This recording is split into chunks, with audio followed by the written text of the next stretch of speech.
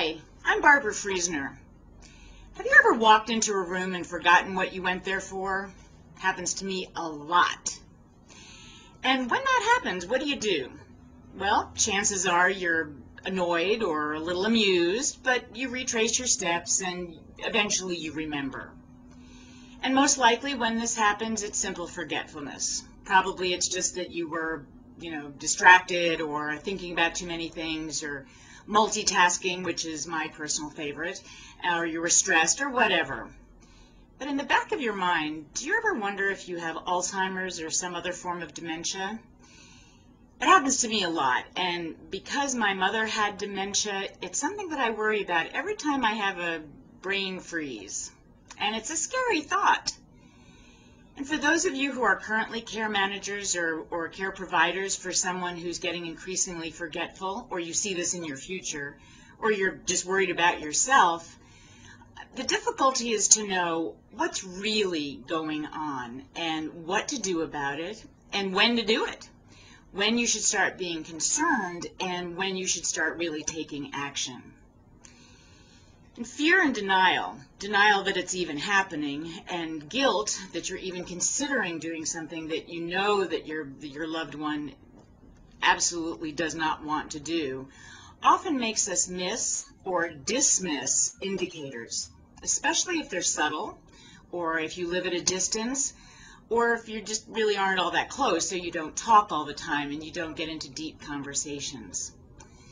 And unfortunately, because of fear for ourselves, fear for the future, fear of the responsibility of taking care of someone with dementia, or fear of the heartbreak of watching someone you love disappear, many, even most people, don't do anything until it's a crisis. And at that point, unfortunately, there are fewer options. They're usually more costly options and more stress. And it has a bigger impact on the rest of your life, the time away from work and family and all those kinds of things. But even sadder is if you don't check and you find out later that the forgetfulness was due to something that could have been stopped or possibly even reversed. And that's why I made Is It Simple Forgetfulness or the Real Thing? We're at it right here. Is it simple forgetfulness or the real thing? What I share with you is information I learned from research and from my 17 years of personal experience taking care of my mother. And this is the kind of practical information that I wish I'd had during my 17-year journey, from my mother's earliest symptoms to her death just a few months ago. And by that time, she had no connection with the world or even herself.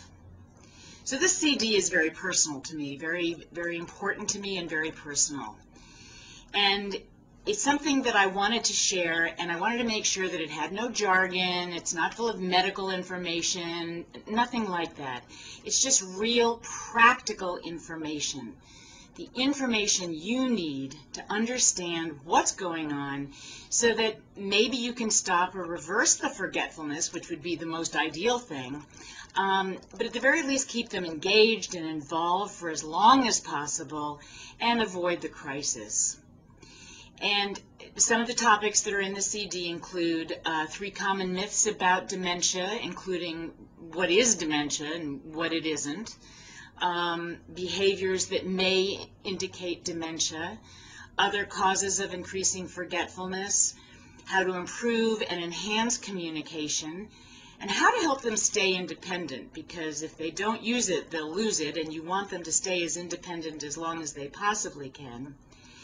And with that, how to cue their memory and help them stay engaged, and lots more.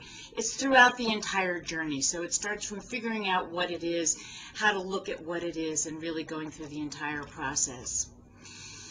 If you're worried about increasing forgetfulness in someone you love or in yourself, please, I beg you, please don't wait.